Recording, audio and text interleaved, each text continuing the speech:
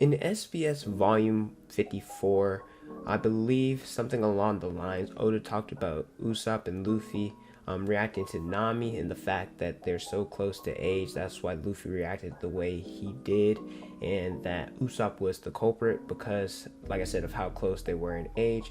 And a lot of people are saying that him and Luffy are the best friends in the group, where I disagree. Now, I don't know if this part I'm about to say is true, so take that with a grain of salt.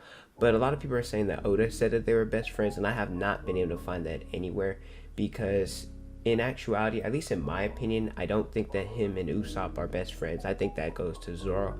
Their relationship is one of the most unique in this series, and they're also close in age. Luffy's 19, Zoro's 21, so I don't know why like saying that Usopp and Luffy are close in age has anything to do with anything. It's just, I think that Luffy and Zoro have one of the strongest, if not the strongest relationship out of everybody in the crew. So in this video, we're going to talk about how I feel about their relationship, what I like, what I don't like, and just, some moments and just how good of a captain and vice captain relationship they have. Whenever you look at like the standard typical tropes in anime, they have different groups, they have trios, but for this video we're specifically talking about anime duos, and I did do a video about that on my YouTube channel a while ago, so if you guys want to watch it, I'll leave it in the description. But some popular anime duos include there's Naruto and Sasuke, there's Gon and Killua, there's Goku and Vegeta, and Luffy and Zoro individually, they're popular characters. Like, I know on my anime list, granted that's not like an official like voting poll or whatever, but it's something, right? Luffy and Zoro, they're popular on there. I believe Luffy is 4th while Zoro is 5th. So in terms of popularity, they are some of the most popular characters in anime. They just don't get the credit that they deserve as a duo. However, I will say they have a great captain and vice captain relationship that I think that we don't talk about nearly as much as we should, because we get to see how well they've grown since the start of the series. When we look at when they started, when they first met, Zoro was called, I believe by Kobe, these are the direct words from the anime, he was called a demon in human form.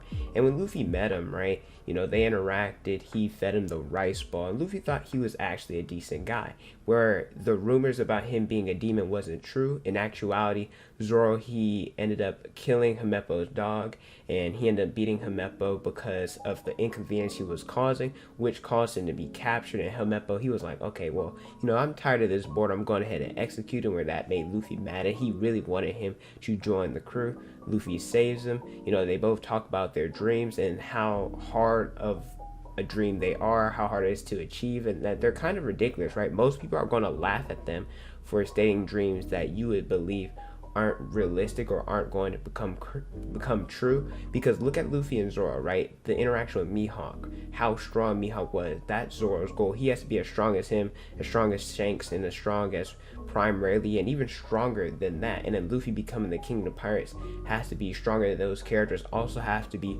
on the level of Whitebeard, on the level of Roger, have that type of influence that they had. So hearing those dreams at the start of this series, compared to where we are now, it's so influential on how much they've grown.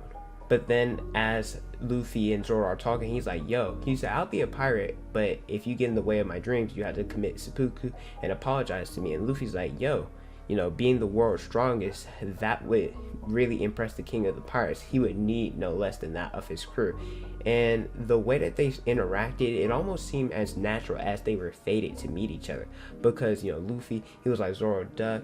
And Zoro did all this, blocked different swords for Luffy. And Luffy took out the opponents. And then when it came to Morgan and Himepo, they stopped them interacting like they've been friends for such a long time. Like I said, it was such a natural interaction. Luffy has made Zoro a more trustworthy or more open person, believing in others more, because Zoro is constantly on edge, constantly not really having faith in others, and constantly a lone wolf. And Luffy kind of broke him out of that shell a little bit. Obviously, Zoro, he still is on the side of caution. I mean, look at what happened at Whiskey Peak. All the other Straw Hats were drunk from partying. They had their guards lower, except for Nami. But this is a Zoro video, so we're not really talking about her. Well, a Zoro and Luffy video. But still, when everybody else would have their guard lower, Zoro, he was ready to fight, and he took out all 100 of those bounty hunters. Whenever we look at their relationship, I think I know exactly why it works. Luffy, he's head honcho, he's number one, and Zoro, he's second and only Luffy. And the reason why their relationship works so well is because they know their roles and they don't ever try to overstep what their roles are. Zoro, he's a main guy. He has that outfit, that dog mentality, those qualities, but he's actually okay with being a number two. So him doing that allows them not to ever overstep or ever clash in that regards. And it's like a lot of anime duos, they clash, they're trying to be the best, and it's like they're having a pissing contest. I mean, look at Natsu and Gray, look at Goku and Vegeta, Naruto and Sasuke. They're constantly trying to see who's better than the other, which that's not a bad thing, but we see that so often. Seeing something different is very fresh. And you guys know how I feel about Hunter x Hunter. It's a good series, but I do think people overrate it a lot, which I'll probably make a video on that in the future. But when we look at relationships, look at Gon and Killua. I don't like Gon as the main character, but I give credit when credit's due. They are probably one of, if not like, besides Luffy and Zoro. Like, this is all my opinion, but I say Gon and Killua.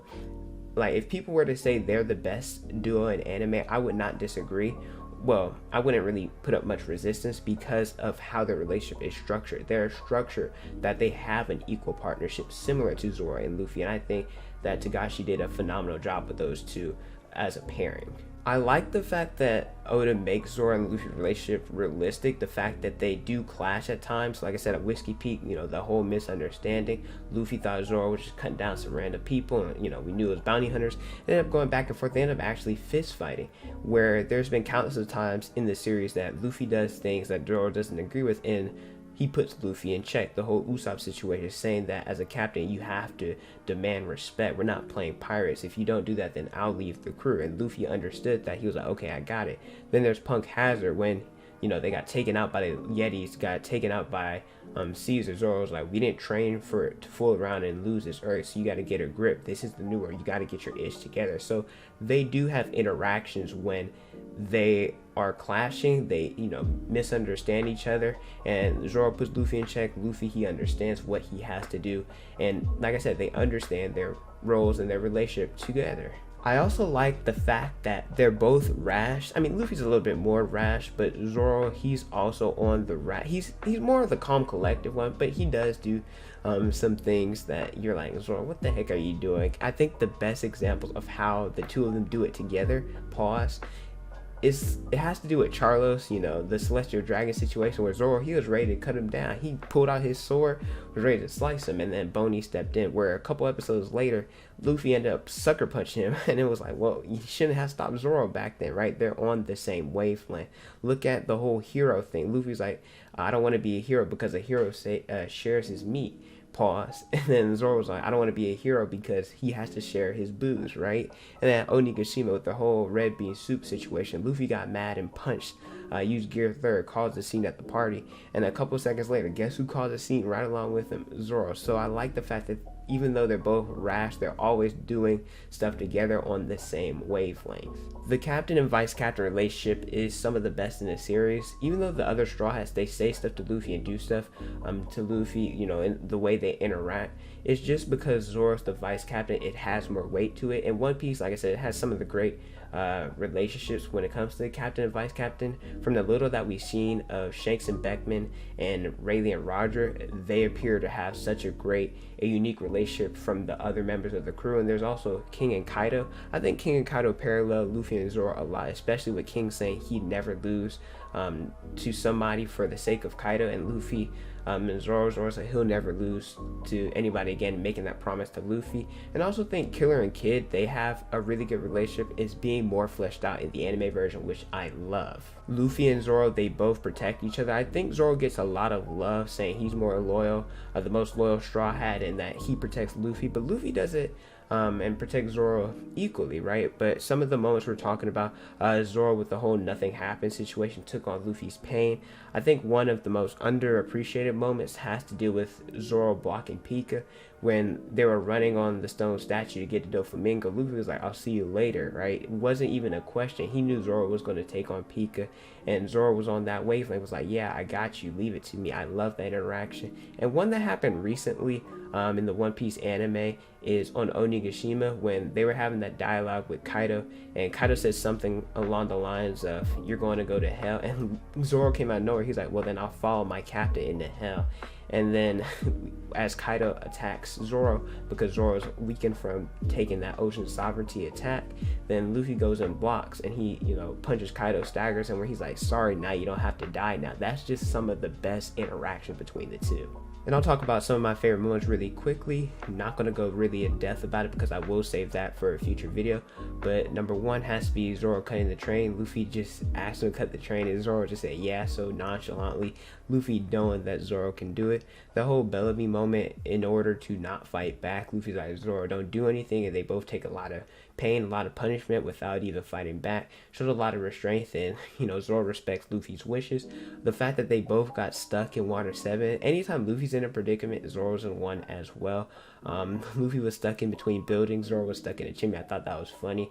Them reuniting in Wano, love seeing the two back again. If you look at it, it's been like, well, I guess for us as viewers, like a year or two since we've seen them together, so seeing them here was just so heartwarming. Then also the Conquerors moment on Onigashima when Zoro, he used Advanced Conquerors, then a couple pages later, or in the anime terms, an episode later, then Luffy used it, so that was pretty cool. The whole getting lost at Silver Village thing when Nami, she put Zoro down the slope and Luffy got lost, them arriving at the same time was dope.